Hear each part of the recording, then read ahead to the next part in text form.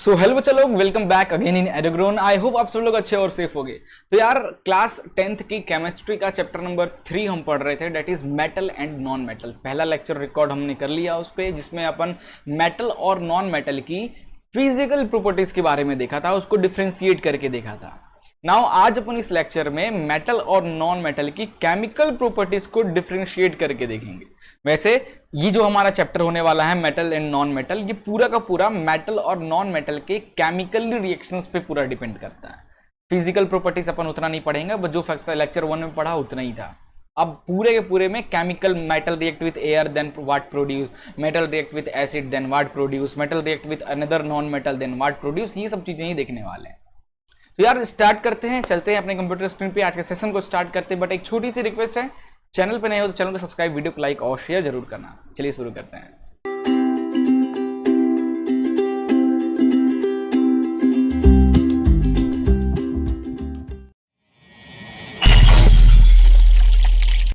So guys, chapter number 3 metal and non metal, class 10th science. अगर आपको इस chapter के quick revision notes, most important questions, NCERT solutions, MCQs वगैरह चाहिए तो आप हमारी वेबसाइट edogrownd.in पे विजिट कर सकते हैं। डिस्क्रिप्शन में आपको लिंक मिल जाएगी। ओके, तो चलिए यार, प्रीवियस लेक्चर में तो हमने डिफरेंशिएट किया था फिजिकल प्रॉपर्टीज मेटल और नॉन मेटल के। नाउ आज अपन बस बहुत छोटा वीडियो रहने का है, बस अपन केमिकल, कुछ गिने चुने केमिकल प्रॉपर्टीज के बारे में अपन मेटल और नॉन मेटल को डिफरेंशिएट करके देखेंगे। वैसे ये टॉपिक बहुत लेंदी है, तो नेक्स्ट वीडियोज में अपन स्टार्ट करेंगे। आज वीडियो बहुत छोटा होने वाला है, तो जरा देखते हैं यार। इसको देखने से पहले जरा मुझे मेटल और नॉन मेटल की इलेक्ट्रॉनिक कॉन्फ़िगरेशन जरा करके बताओगे? चलो यार, डोंट वरी, मैं जब आपको सिखा देता हूँ इलेक्ट्रॉनिक कॉन्फ़िगरेशन मेटल, इसको मेटल और नॉन मेटल का। ठीक है, मैं बता देता हूँ। तो यार जैसे मेटल की बात करते हैं तो कोई मेटल ले लिया जाए, कौन सा ले लिया जाए भाई? कोई मेटल याद है? एग्जाम्पल ले लेते हैं सोडियम मेटल का, है ना। सोडियम मेटल का एग्जाम्पल, तो भैया सोडियम काफी ज्यादा मोटा हो गया, जरा इसको पतला कर लिया जाए, है ना। सोडियम की बात करते हैं, यानी Na। इसका एटॉमिक नंबर कितना होता है? कितना होता है भाई? 8 2 10 11 नंबर होता है, 11 नंबर पे है ना। Hydrogen, helium, lithium, beryllium, boron, carbon, nitrogen, oxygen, fluorine, neon ना, सोडियम। ठीक है, तो यार अगर इसका अपन इलेक्ट्रॉनिक कॉन्फ़िगरेशन बनाए, है ना, एटॉमिक स्ट्रक्चर बनाए, तो ये हो गया बीच में न्यूक्लियस और ये हो गया फर्स्ट सेल। इसमें 2 इलेक्ट्रॉन की कैपेसिटी है, तो 2 इलेक्ट्रॉन मैंने डाल दिया इसमें। अगला सेल, इसमें 8 इलेक्ट्रॉन की कैपेसिटी होती है, तो एक अपन ये 11 में से 2 गया, बचा 8, है ना। तो 9, तो 8 के 8 पूरा डाल देते हैं, तो 1 2 3 4 5 6 7 8 इलेक्ट्रॉन डाल दिए। ना अगला मुझे एक और बच गया, 8 2 10 हो चुका है, 1 इलेक्ट्रॉन और भरना है। तो अब मैं इसमें भर नहीं सकता, क्योंकि हमारा जो ये सेल है इसकी लिमिट खत्म हो चुकी है, इसकी 8 की। फर्स्ट सेल की 2 इलेक्ट्रॉन की लिमिट होती है, सेकंड वाली की 8 की, है ना, इस तरीके से। और ये थर्ड इलेक्ट्रॉन, अभी हमारे पास 1 इलेक्ट्रॉन बचा, तो मैं अपन 1 इलेक्ट्रॉन इसमें डाल देते हैं। तो इसकी इलेक्ट्रॉनिक कॉन्फ़िगरेशन हो गई 2, 8, 1। अब ये मेटल है, जनरली जो मेटल्स के जो आखिरी में जो आपको आखिरी सेल में जो इलेक्ट्रॉन्स मिलेंगे, वो या तो 1 या तो 2 या तो 3 इलेक्ट्रॉन ज्यादातर देखने को मिलेगा, या फिर और भी मिल सकते हैं। बस इस तरीके से अंदाजा रखो, जो मेटल्स होते हैं उनकी जो वैलेंसी होती है वो 1 2 और 3, इससे ज्यादा नहीं होती। जितने भी मेटल हैं उन सब की वैलेंसी जो होगा, या तो 1 होगा, या तो 2 होगा, या तो 3 होगा। इस चीज को याद रखना। अब ये 1 इलेक्ट्रॉन है, तो देखा जाए किसी भी सेल को अगर स्टेबल रहना है, किसी भी एटम को अगर स्टेबल रहना है, तो उसके आखिरी सेल में कम से कम 8 इलेक्ट्रॉन होने चाहिए। 8 मतलब कम से कम क्या, 8 इलेक्ट्रॉन होने ही होने चाहिए। अगर 8 इलेक्ट्रॉन है, देन वो एटम जो है वो स्टेबल है। तो यहां पे यार आखिरी सेल में 1 ही इलेक्ट्रॉन है, तो यार अगर अपन इस इलेक्ट्रॉन को निकाल दें मेटल से, तो क्या ही फर्क पड़ जाएगा? अगर इस इलेक्ट्रॉन को अगर निकाल दे मेटल से, तो देन अब हमारा ये सेल कट जाएगा, बचेगा ये, और इसमें आखिरी सेल में 8 है, यानी ये मेटल स्टेबल हो जाएगा। तो हम क्या कर रहे हैं, सोडियम में से 1 इलेक्ट्रॉन माइनस कर दे रहे हैं, तो बन जा रहा है हमारा Na+, है ना, बन गया। 1 इलेक्ट्रॉन माइनस कर दे रहे हैं।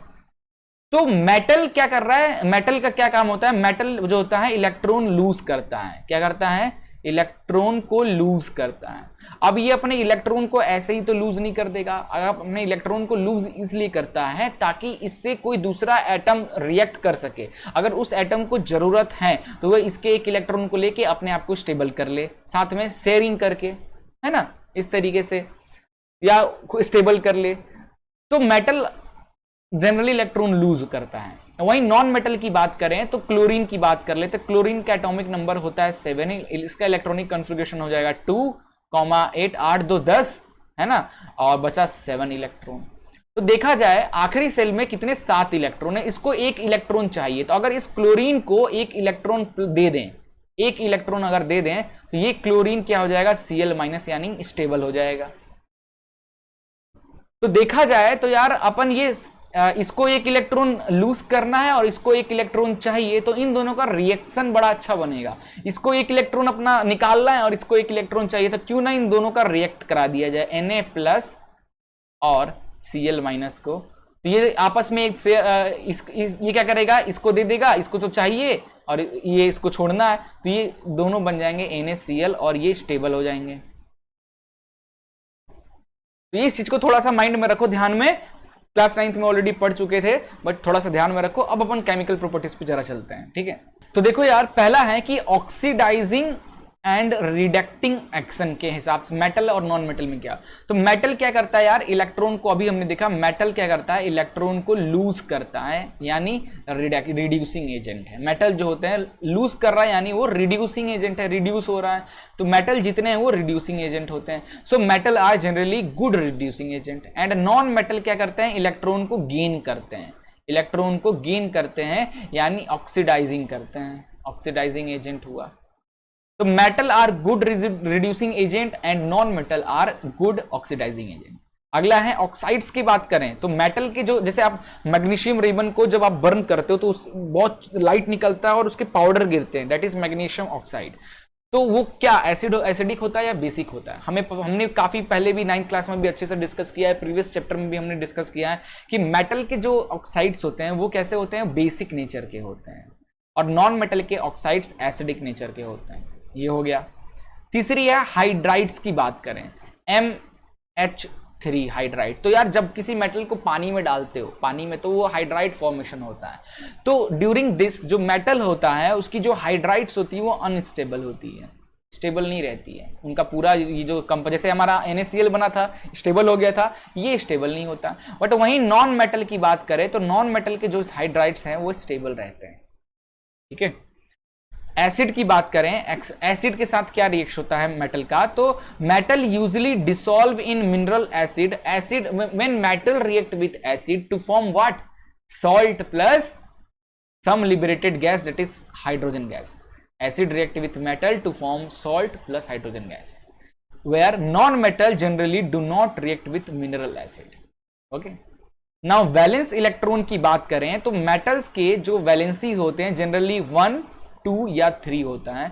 वहीं नॉन मेटल की बात करें तो नॉन मेटल की जो वैलेंसी होते हैं वो 4, 5, 6, 7 लाइक दैट होते हैं। यार ये कुछ केमिकल प्रॉपर्टीज थे मेटल के जो डिफरेंशिएट करके मैंने आपको बता दिया, बट जो एक्चुअल केमिकल प्रॉपर्टीज हैं वो अपन नेक्स्ट लेक्चर से स्टार्ट करेंगे। Like metal react with air then what happen, metal react with water then what happen, metal react with acid then what happen. ये सब जो केमिकल प्रॉपर्टीज है वो अपन नेक्स्ट वीडियो से डिस्कस करेंगे। आज के लिए बस इतना ही, मिलते हैं नेक्स्ट वीडियो में, तब तक के लिए good bye and take care.